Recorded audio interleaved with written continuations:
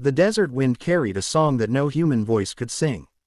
It was the whisper of sand over stone, the hush of stars over an endless sea of gold, the breath of the spirit that watched over all who wandered too far beneath its light.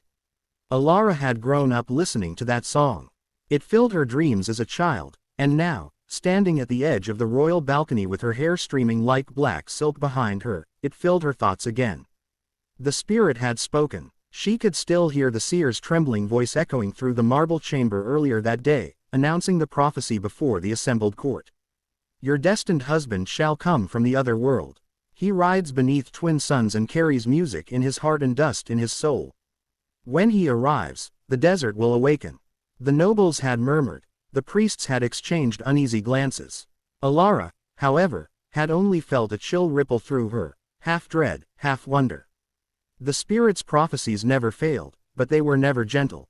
Now, as the desert night deepened and the moon rose above the dunes, she leaned on the railing, watching the faint blue shimmer that marked the edge of the spirit's domain.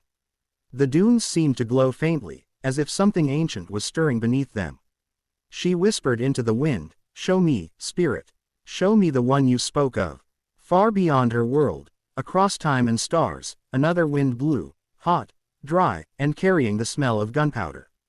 Jace Callahan pushed the brim of his hat down and squinted into the dying light of the desert sunset. The horizon was a red wound against the earth, his horse breathing hard under him. He'd been riding since dawn, chasing a rumor of gold and running from the kind of trouble a man didn't talk about. Dust clung to his coat, and his revolver sat heavy on his hip.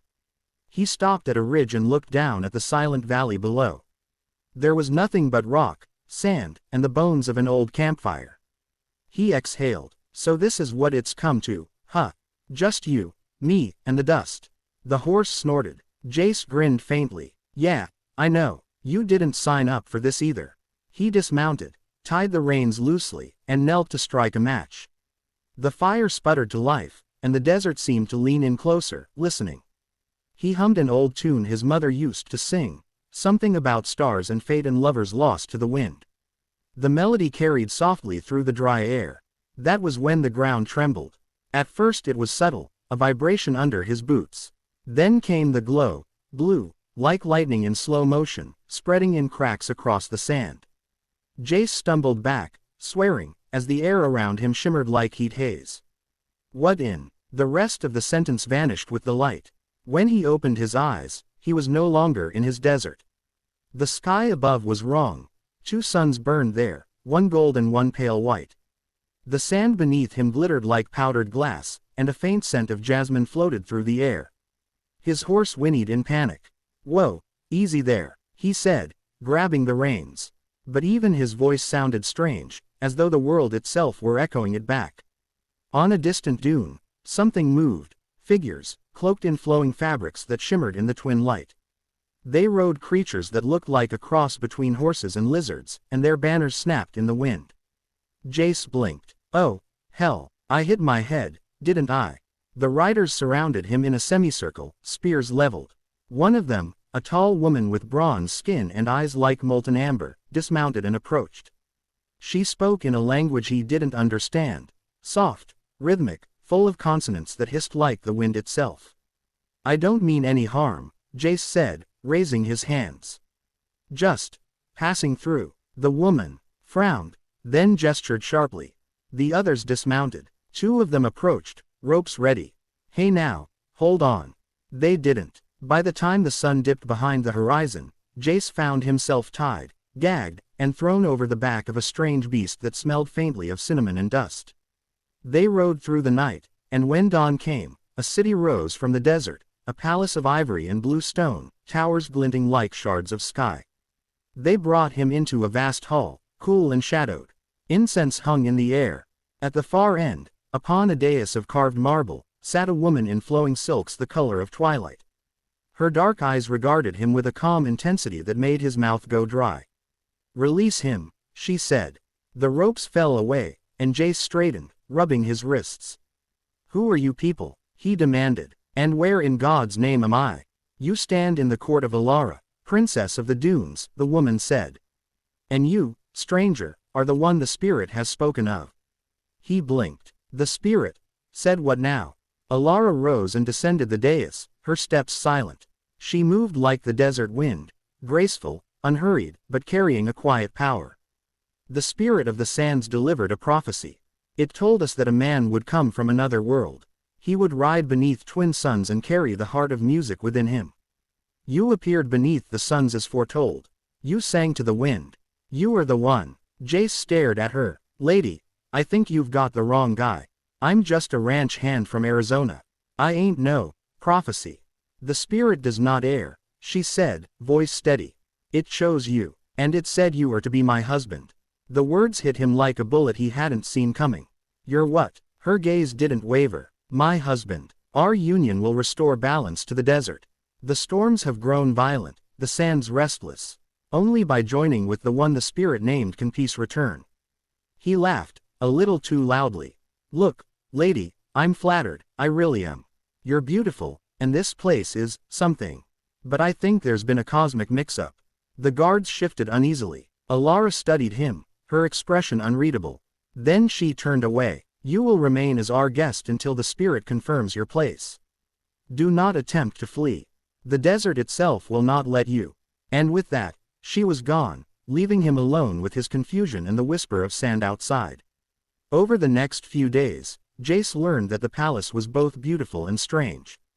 The corridors were lined with mosaics that shimmered faintly when touched. Servants brought him food he couldn't name, sweet, spicy, full of colors he'd never seen in a kitchen back home. The night sky was thick with constellations that shifted like living things. Everywhere he went, people watched him.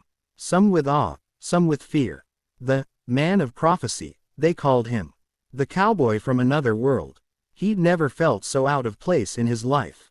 But Alara fascinated him. She carried herself with the poise of someone who bore the weight of a kingdom. Her people revered her, and even the guards lowered their eyes when she passed. Yet when she looked at him, there was something almost human in her gaze, something searching. One evening, she came to find him in the garden. The desert air was cool, the stars burning low. He was sitting on a low wall, strumming a battered guitar he'd found among his belongings. He didn't know how it had come through the light with him, but there it was, comfort in 6 strings. You play beautifully, Alara said softly. He looked up, startled. Didn't hear you come in. The sand hides the sound of footsteps.